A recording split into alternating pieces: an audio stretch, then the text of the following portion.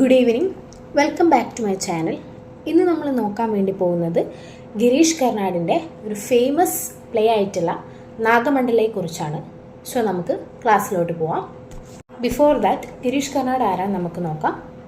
കന്നഡ ഭാഷയിലെ പ്രശസ്തനായ എഴുത്തുകാരനും നാടകകൃത്തും നടനും ചലച്ചിത്ര സംവിധായകനും roads സ്കോളറും television അവതാരകനുമായിരുന്നു Girish Karnad.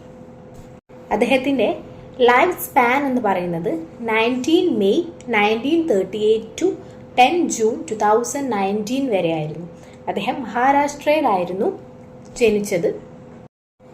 And 1998 അദ്ദേഹത്തിന് ഇന്ത്യയിലെ പരമോന്നത ബഹുമതിയായിട്ടുള്ള ജ്ഞാനപീഠ അവാർഡ് ലഭിച്ചിട്ടുണ്ട്. ഇനി നമുക്ക് പ്ലേയിലോട്ട് പോവാം. നാഗമണ്ഡല എന്ന് പറയുന്ന പ്ലേയിൽ ഒരു പ്രൊലോഗും 2 ആക്ട്സുമാണുള്ളത്. സോ ഇന്നത്തെ ഈ ഒരു ക്ലാസ്സിൽ ഞാൻ പ്രൊലോഗിനെ പറ്റിയിട്ടാണ് ഡിസ്കസ് ചെയ്യുന്നത്. റെസ്റ്റ് ഓഫ് ദ ക്ലാസ്സിൽ നമുക്ക് ആക്ട് 1ഉം 2ഉം ഒക്കെ ഡിസ്കസ് ചെയ്യാം. കാരണം ഇതൊരു ഡീറ്റെയിൽ ആയിട്ട് പറയുന്ന ഒരു സെഷനാണ് ഞാൻ ഉദ്ദേശിക്കുന്നത്. ഇനി നമുക്ക് പ്രൊലോഗിലോട്ട് പോവാം.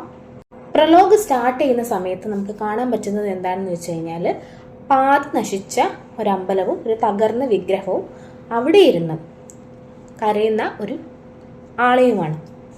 ഒരു മാന് ആ ഒരു പാതി തകർന്ന അമ്പലത്തിലിരുന്ന് കരയുന്നുണ്ട്. ആ മാൻ എന്ന് പറയുന്നത് ഭയങ്കര സ്ലീപ്പിയാണ്. അദ്ദേഹത്തിന് നന്നായിട്ട് ഉറക്കം വരുന്നുണ്ട്. പക്ഷെ മാക്സിമം അദ്ദേഹം ഉറങ്ങാതിരിക്കാൻ വേണ്ടി ശ്രമിക്കുന്നുണ്ട്. അദ്ദേഹം ആ ഒരു രാത്രി അദ്ദേഹത്തിൻ്റെ ലൈഫിലെ ലാസ്റ്റ് നൈറ്റ് ആണെന്നാണ് കരുതുന്നത്. ഇതെന്താ സംഭവം എന്ന് വെച്ച് കഴിഞ്ഞാൽ, അദ്ദേഹത്തിന് ഒരു കേഴ്സ്, അതായത് ഒരു ശാപം കിട്ടിയതാണ്. അദ്ദേഹം ഒരു പ്ലേ റൈറ്റ് ആയിരുന്നു. അദ്ദേഹം പ്ലേസ് എഴുതിയിട്ട് സ്റ്റേജിൽ അത് അവതരിപ്പിച്ചിരുന്നു. അദ്ദേഹത്തിനെ വിശ്വസിച്ച് ഒരുപാട് പേരത് കാണാൻ വേണ്ടി വരുമായിരുന്നു. പക്ഷെ എന്ത് സംഭവിച്ചു എന്ന് വെച്ച് കഴിഞ്ഞാൽ, ആ കാണാൻ വന്ന ആളുകളൊക്കെ ഇദ്ദേഹത്തിൻ്റെ പ്ലേ കണ്ടിട്ട് ഉറങ്ങിപ്പോയി. എങ്ങനെയാണ് ഉറങ്ങിയത്? നല്ല രീതിയിലുള്ള ഉറക്കം അല്ല അവർക്ക് കിട്ടിയത്. ഇൻസ്റ്റഡ് ആ ചെയറിൽ എങ്ങനെയോ കഷ്ടപ്പെട്ടാണ് അവരുറങ്ങിയത്. ഒരു അബ്യൂസ് സ്ലീപ്പാണ് അവർക്ക് കിട്ടിയിട്ടുള്ളത്. സോ ആ ഒരു അബ്യൂസ് സ്ലീപ്പിൽ ആ കാണികളുടെ ആ ഒരു സുഖകരമല്ലാത്ത ഒരു ഉറക്കിൽ നിന്നാണ് ഈ കഥ എഴുതിയ ആ പേഴ്സൺ ഉണ്ടല്ലോ, ആ പേഴ്സണ് ശാപം കിട്ടുന്നത്.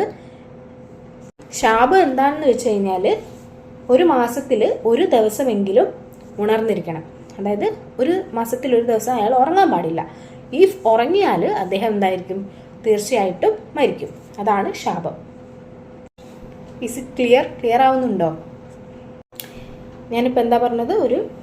ഈ ഒരു പ്രൊലോഗ് സ്റ്റാർട്ട് ചെയ്യുമ്പോൾ ഒരു പാതി നശിച്ച ഒരമ്പലവും തകർന്ന വിഗ്രഹവും, അതിന് മുന്നിൽ ഒരു പേഴ്സൺ ഇരിക്കുന്നുണ്ട്. അദ്ദേഹം കരയാണ്. അദ്ദേഹത്തിന് ഉറക്കം വരുന്നുണ്ട്. പക്ഷെ അദ്ദേഹത്തിന് മാക്സിമം ഉറങ്ങാതിരിക്കാൻ അദ്ദേഹം ശ്രമിക്കുന്നുണ്ട്. അദ്ദേഹം എന്നിട്ട് പറയുന്നുണ്ട്, ഇത് എൻ്റെ ജീവിതത്തിലെ ലാസ്റ്റ് നൈറ്റ് ആണെന്ന്. ആക്ച്വലി അദ്ദേഹത്തിന് ഒരു ശാപം കിട്ടിയതാണ്. കാരണം എന്താ? അദ്ദേഹം ഒരു പ്ലേ റൈറ്റ് ആയിരുന്നു. പ്ലേ എഴുതിയിട്ട് ഇങ്ങനെ സ്റ്റേജ് ചെയ്യുമായിരുന്നു. അങ്ങനെ അത് കാണാൻ വന്ന കാണികളൊക്കെ അദ്ദേഹത്തിൻ്റെ പ്ലേ കണ്ടിട്ട് ഉറങ്ങിപ്പോയിട്ടുണ്ടായിരുന്നു. പക്ഷേ അവർക്ക് ഒരു ഹാപ്പി സ്ലീപ്പ് അല്ല കിട്ടിയത്. നമുക്കറിയാലേ, ഇങ്ങനെ സ്റ്റേജ് ഷോക്കൊക്കെ പോയി കഴിഞ്ഞാൽ കസാലയിലൊക്കെ എങ്ങനെയോ ഞെങ്ങിനിരുന്നാണ് അവർ ഉറങ്ങിയത്. സോ ഒരു അബ്യൂസ് സ്ലീപ്പാണ് അവർക്ക് കിട്ടിയിട്ടുള്ളത്, അല്ലെങ്കിൽ ഒരു സുഖകരമല്ലാത്ത ഒരുറക്കം. അതുകൊണ്ട് ഈ ഒരു പ്ലേ റൈറ്റ് കിട്ടിയ ശാപമാണ് എന്ത്? മാസത്തിൽ ഒരു ദിവസമെങ്കിലും ഉറങ്ങാതിരിക്കുക എന്നുള്ളത്. ഇഫ് ഉറങ്ങിക്കഴിഞ്ഞു കഴിഞ്ഞാൽ എന്ത് ചെയ്യും? അദ്ദേഹം മരിക്കും. അതാണ് ആ വ്യക്തിക്ക് കിട്ടിയ ശാപം. ഈ ശാപം കിട്ടിയ വ്യക്തിയാണ് ആ തകർന്ന അമ്പലത്തിലിരിക്കുന്നത്. ആൻഡ് അദ്ദേഹം ഇങ്ങനെ മാക്സിമം ഉറങ്ങാതിരിക്കാൻ ശ്രമിക്കുന്നുണ്ട്. എന്നിട്ട് ഇങ്ങനെ പറയുന്നുണ്ട്, ഇന്നൊരു ദിവസം എനിക്ക് സർവൈവ് ചെയ്യാൻ പറ്റിക്കഴിഞ്ഞു കഴിഞ്ഞാൽ ഞാൻ ഇനി ഒരിക്കലും ഇങ്ങനെ ഡ്രാമ എഴുതുകയോ അല്ലെങ്കിൽ അത് പ്രസൻറ്റ് ചെയ്യുകയോ സ്റ്റേജ് ചെയ്യുകയോ ഒന്നും ചെയ്യില്ല എന്ന് അദ്ദേഹം ഇങ്ങനെ സ്വയം പറയുന്നുണ്ട്. ഇങ്ങനെ വാക്ക് കൊടുക്കുന്നുണ്ട് ദൈവത്തിനോട്. ഇന്നൊരു ദിവസം ഉറങ്ങാതിരിക്കാൻ എനിക്ക് കഴിയട്ടെ, ഇനി ഒരിക്കലും ഞാൻ പ്ലേസ് ഒന്നും എഴുതില്ല അല്ലെങ്കിൽ സ്റ്റേജ് ചെയ്യില്ല എന്ന് ഇങ്ങനെ ആണയിടുന്ന പോലെ ഇങ്ങനെ വാക്ക് കൊടുക്കുന്ന പോലെ പറയുന്നുണ്ട്. അങ്ങനെ ഈ ഒരു ടൈമിലാണ് ഇദ്ദേഹം അമ്പലത്തിലേക്ക് കുറേ ഫ്ലെയിംസ്, അതായത് തീനാളങ്ങൾ വരുന്നത് കാണുന്നത്. ഈ തീനാളങ്ങളെ ഇന്ത്യൻ സൊസൈറ്റിയിലെ ഫീമെയിൽസിനായിട്ടാണ് കണക്കാക്കുന്നത്. ആൻഡ് ഈ ഒരു മാൻ കേൾക്കുന്നതും ഫീമെയിൽ സൗണ്ട് തന്നെയാണ്. സോ ഈ വെട്ടം ഇങ്ങനെ വരുന്നത് കാണുകയാണ്. അപ്പോൾ ഈ വെട്ടം വരുന്നത് കണ്ടിട്ട് ആ പേഴ്സൺ എന്താണ് അതിൻ്റെ അവിടെയുള്ള ഒരു പില്ലറിൻ്റെ ബാക്കിൽ ഒളിച്ചിരിക്കുകയാണ്. അപ്പോൾ അങ്ങനെ കുറേ ഫ്ലെയിംസ് അവരിങ്ങനെ രാത്രിയാകുമ്പോൾ ഒത്തുകൂടുന്ന സ്ഥലമാണ് ഈ ഒരു ടെമ്പിൾ എന്ന് പറയുന്നത്. അപ്പോൾ ഇങ്ങനെ ഓരോ ഫ്ലെയിംസ് ആയിട്ട് വരുന്നുണ്ട്. ഇങ്ങനെ ഗോസിപ്പ് പറയാനും അവരുടെ ലൈഫിൽ എന്തൊക്കെ നടന്നു അങ്ങനത്തെ കാര്യങ്ങളൊക്കെ എന്താണ് ഇങ്ങനെ ഷെയർ ചെയ്യാനുമാണ് അവർ വരുന്നത്. സോ അങ്ങനെ ഒരുപാട് ഫ്ലെയിംസ് എത്തുകയാണ് അവിടെ. അപ്പോൾ ഒരു ഫ്ലെയിം 3 ഫ്ലെയിം 1 ചോദിക്കുകയാണ്, ഒന്ന് നേരത്തെ ആണല്ലോ എന്നൊക്കെ ചോദിക്കുകയാണ്.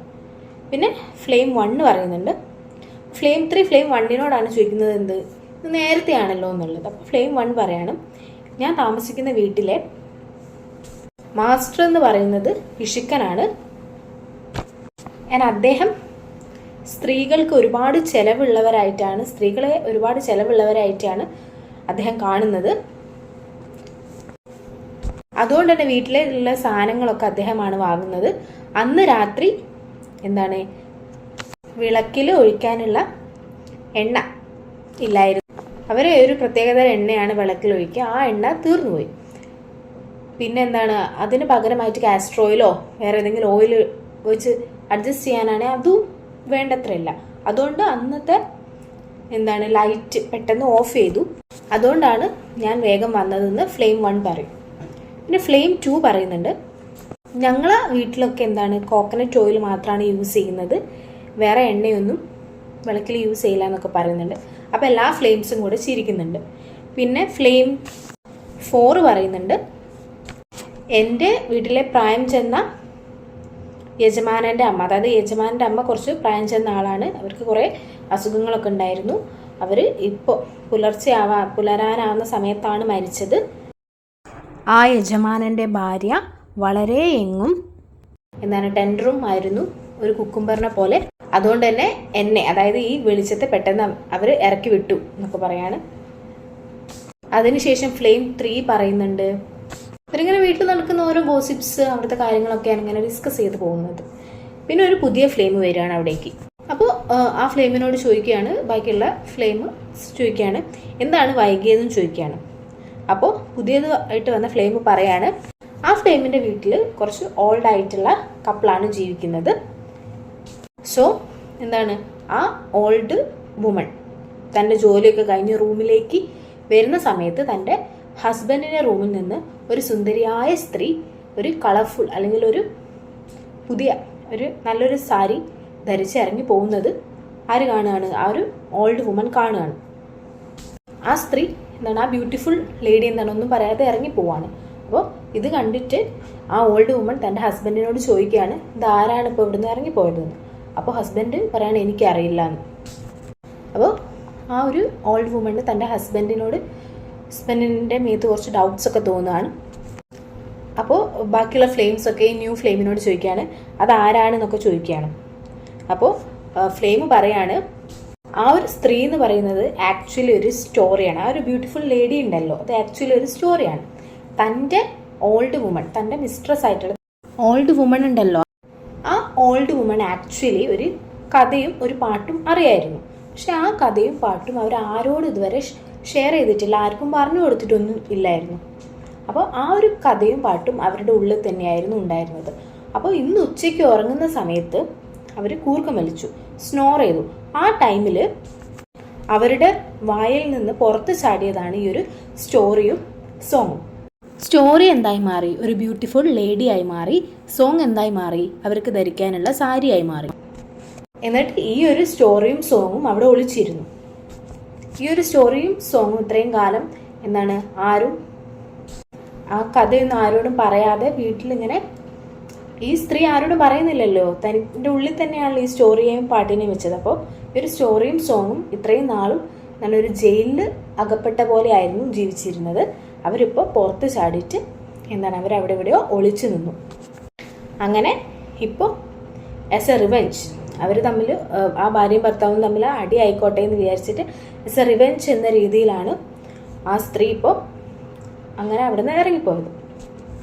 ഇത്രയും നാളും തന്നെ ഇങ്ങനെ ആരോടും പറയാതെ അടക്കി പിടിച്ച് വെച്ചതിൻ്റെ റിവെഞ്ച് ഉണ്ട് ആ സ്റ്റോറിക്ക്. ആരോട്? ആ ഓൾഡ് വുമണിനോട്.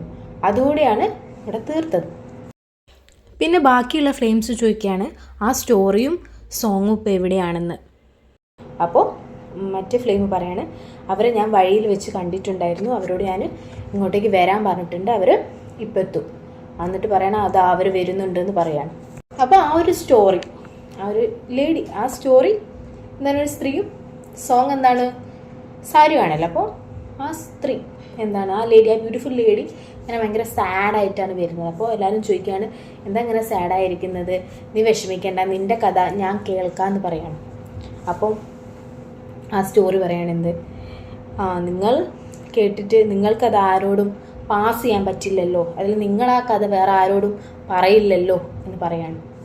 ആക്ച്വലി സ്റ്റോറിക്ക് എന്താണെന്ന് വെച്ച് കഴിഞ്ഞാൽ ഒരുപാട് ആൾക്കാരോട് ഷെയർ ചെയ്യണം, എല്ലാവരും അറിയണം കഥ, അങ്ങനത്തെ ഒരു മെൻറ്റാലിറ്റിയാണുള്ളത്. അപ്പോൾ ഈ വിളക്കുകൾ ഫ്ലെയിംസ് പറയാണ് ഞങ്ങളോട് പറഞ്ഞോളൂ എന്ന് പറയാണ്.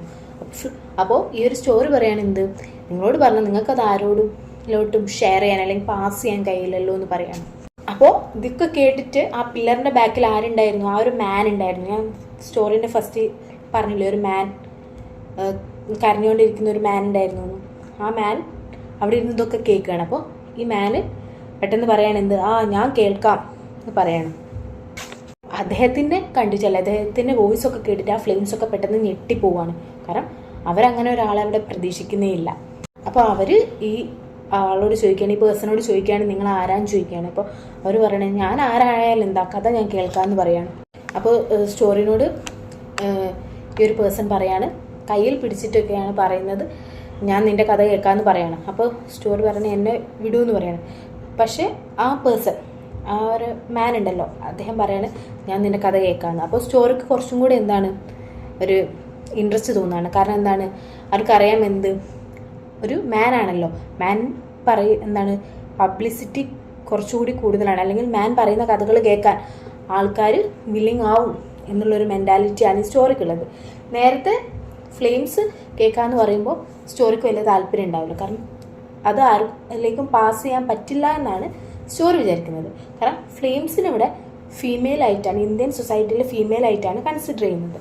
അതുകൊണ്ട് തന്നെ ഫീമെയിലിന് വോയിസ്ലെസ് ആണെന്നും അവർ പറയുന്നത് ആരും കേൾക്കില്ല എന്നുള്ളൊരു മീനിങ് നമുക്ക് വേണമെങ്കിൽ ഇവിടെ എടുക്കാം. പക്ഷേ സെയിം ടൈമിൽ ഒരു മാൻ പറയുന്ന സമയത്ത് അവർ, അല്ലെങ്കിൽ ആ ഒരു സ്റ്റോറി എന്താണ് കുറച്ചും കൂടി ഇൻട്രസ്റ്റ് കാണിക്കുകയാണ്. എന്ത്, ആ മാൻ പറയുന്ന കഥകൾ ആളുകൾ കേൾക്കും ഉള്ളൊരു ഇൻട്രസ്റ്റ്, അല്ലെങ്കിൽ അങ്ങനെയുള്ളൊരു എന്താണ് മെൻറ്റാലിറ്റിയാണ് ആർക്കുള്ളത്, സ്റ്റോറിക്കുള്ളത്. എന്നിട്ട് സ്റ്റോറി പറയാണ് ആ മാനോട് എന്ത്, ഞാൻ കഥ പറയാം, പക്ഷെ എന്താണ് കണ്ടീഷനുണ്ട്, നീ ഈ കഥ വേറെ ആരോടെങ്കിലും പറയണമെന്ന് പറയണം. അപ്പോൾ ആ മാൻ പറയാണെന്ത്, ഞാൻ ജീവനോടെ ഉണ്ടെങ്കിൽ തീർച്ചയായും ഞാനിത് പറയുന്നു, മറ്റാരോടെങ്കിലും ഈ കഥ പറയുന്നു പറയാണ്. എന്നിട്ട് ഈ ഒരു മാൻ പറയാണ് പക്ഷെ ഒരു കണ്ടീഷൻ ഉണ്ട്. കണ്ടീഷൻ എന്താണെന്ന് വെച്ച് കഴിഞ്ഞാൽ ഞാൻ ഉറങ്ങാത്ത രീതിയിൽ വേണം നിങ്ങൾ ഈ കഥ പറയാൻ. മാൻ എന്താണ് ഉദ്ദേശിക്കുന്നതെന്ന് വെച്ച് കഴിഞ്ഞാൽ മാൻ എന്താണ്, ഈ രാത്രി ഉറങ്ങാതിരിക്കണം. ഈ കഥ കേട്ടാൽ ഉറങ്ങാതിരുന്നാൽ തനിക്ക് ഇനിയും ജീവിക്കാം എന്നാണ് മാൻ വിചാരിക്കുന്നത്. അപ്പോൾ മാൻ സ്റ്റോറിനോട് പറയാണ് ഞാൻ ഈ കഥ കേൾക്കാം, പക്ഷേ എന്താണ്, നീ എന്നെ ഉറങ്ങാൻ അനുവദിക്കരുത്, അല്ലെങ്കിൽ ഞാൻ ഉറങ്ങാത്ത രീതിയിൽ വേണം നീ കഥ പറയാനെന്ന്. അപ്പോൾ സ്റ്റോറി പറയാണ് എൻ്റെ കഥ കേട്ടിട്ട് ആരും ഉറങ്ങില്ല. അപ്പോഴാണ് മാനിന് പെട്ടെന്ന് ആ ഒരു പ്രോമിസ് ഓർമ്മ വരുന്നത്. ആ മാൻ അവിടെ ഇരുന്ന സമയത്ത്, കരയുന്ന സമയത്ത് ഇങ്ങനെ നേരത്തെ ഒരു പ്രോമിസ് കൊടുത്തിട്ടുണ്ടായിരുന്നത്, ഈ രാത്രി ഞാൻ സർവൈവ് ചെയ്യുകയാണെങ്കിൽ എന്താണ്, ഞാൻ ഇനി ഒരിക്കലും ആരോടും കഥ പറയുകയോ അല്ലെങ്കിൽ കഥ എഴുതുകയോ അല്ലെങ്കിൽ അത് സ്റ്റേജ് ചെയ്യുകയോ ഇല്ല എന്ന് ആ മാൻ ഒരു വാക്ക് കൊടുത്തിട്ടുണ്ടായിരുന്നു ദൈവത്തിനോട്, അല്ലെങ്കിൽ ഓൾമൈറ്റിനോട് ഇങ്ങനെ ഒരു പ്രോമിസ് കൊടുത്തിട്ടുണ്ടായിരുന്നു. ഈ ഒരു രാത്രി ഞാൻ സർവൈവ് ചെയ്യുകയാണെങ്കിൽ ഞാനിനി ഒരിക്കലും എന്താണ് പ്ലേ എഴുതുകയോ പ്രസൻറ്റ് ചെയ്യുകയോ ഇല്ല എന്ന്. അത് പെട്ടെന്ന് ആ മാനിന് ഓർമ്മ വരികയാണ്. അപ്പോൾ സ്റ്റോറി പറയുകയാണ് അങ്ങനെയാണെങ്കിൽ ഞാൻ പോവാണ്, എനിക്ക് എന്താണ് ഞാൻ പറയുന്ന കഥ കേൾക്കുന്ന ആൾ ഡെഫിനറ്റായിട്ടും ആൾക്കാരിലേക്ക് പാസ് ചെയ്യണം, അല്ലാത്ത പക്ഷം എനിക്ക് കഥ പറയാൻ താല്പര്യമില്ല എന്ന് സ്റ്റോറി പറയുകയാണ്. അപ്പോൾ ആ മാൻ പറയാണ് പോലെ എന്ന് പറയാണ്. എന്നിട്ട് പറയാണ് I suppose I have no choice എന്ന് പറയാണ്. പിന്നെ മാൻ ഓഡിയൻസിനോട് പറയാണ് ഇപ്പം നിങ്ങൾക്ക് മനസ്സിലായില്ലേ എന്തുകൊണ്ടാണ് ഈ പ്ലേ ചെയ്തത് അല്ലെങ്കിൽ എഴുതിയത് എന്ന് നിങ്ങൾക്ക് മനസ്സിലായില്ലേ എന്ന് ഓഡിയൻസിനോട് പറയാണ്, അല്ലെങ്കിൽ ചോദിക്കുകയാണ്. എന്നിട്ട് പറയണം ഐ ഹാവ് നോ ചോയ്സ്, എനിക്ക് എന്താണ് ഒരു ചോയ്സ് ഇല്ല, ബെയർ വിത്ത് മീ പ്ലീസ് എന്നാണ്, പ്ലീസ് ബെയർ വിത്ത് മീ, എന്നെ കേൾക്കണം എന്ന് പറയണം. As you can see it's a matter of life and death for me. എന്താണ് നിങ്ങൾ കാണുന്നത് പോലെ ഇതെന്താണ്, ഒരു മാറ്റർ ഓഫ് ലൈഫ് ആൻഡ് ഡെത്താണ് ഫോർ മീ. എന്നെ സംബന്ധിച്ചിടത്തോളം ഇത് ലൈഫ് ആൻഡ് ഡെത്തിൻ്റെ ഒരു മാറ്ററാണെന്ന് പറയണം. അതിനുശേഷം മ്യൂസീഷ്യൻസ് പ്ലീസ് എന്ന് പറയാണ്. അപ്പോൾ മ്യൂസീഷ്യൻസ് വരുന്നുണ്ട്. പിന്നെ ഈ ഒരു പ്ലേയിലുടനീളം ആ മാനും സ്റ്റോറിയും സ്റ്റേജിൽ തന്നെ റിമെയിൻ ചെയ്യാണ്. ആരൊക്കെ വന്നു പോയാലും ആ ഒരു സ്റ്റേജിൽ മാനും ആ സ്റ്റോറിയും അങ്ങനെ തന്നെ ഉണ്ട്, നിൽക്കുന്നുണ്ട്. പിന്നെ ദൂരെ നിന്ന് ഫ്ലെയിംസ് അറ്റൻറ്റീവ്ലി ലിസൺ ചെയ്യുന്നുണ്ട്. ഈ സ്റ്റോറി പറയുന്ന കഥയായാലും കാര്യങ്ങളൊക്കെ ദൂരെ നിന്ന് ഫ്ലെയിംസ്, അല്ലെങ്കിൽ കുറച്ച് ദൂരത്ത് നിന്ന് ഫ്ലെയിംസ് ഇതൊക്കെ കേൾക്കുന്നുണ്ട്. എന്നിട്ട് ആ മാൻ സ്റ്റോറിനോട് പറയാണ് ഗോ ഓൺ, എന്ന് വെച്ചാൽ നിൻ്റെ കഥ പറഞ്ഞോളൂ എന്ന് പറയണം. ഇങ്ങനെയാണ്, അല്ല ഇതോടുകൂടിയാണ് ഈ ഒരു പ്രലോഗ് ഇവിടെ എൻഡ് ചെയ്യുന്നത്. ഇനി ആക്ട് 1 ഉണ്ട്, ആക്ട് 2 ഉണ്ട്. അത് നമുക്ക് നെക്സ്റ്റ് ക്ലാസ്സുകളിൽ ഡിസ്കസ് ചെയ്യാം. സോ എന്തെങ്കിലും ഡൗട്ട്സ് ഉണ്ടെങ്കിൽ, പ്രലോഗുമായി റിലേറ്റ് ചെയ്ത് എന്തെങ്കിലും ഡൗട്ട്സ് ഉണ്ടെങ്കിൽ please do comment. So that's all about the prologue of Nagamandala. See you with another video. Till then, bye. If you find this video useful, please support me by subscribing. Thank you.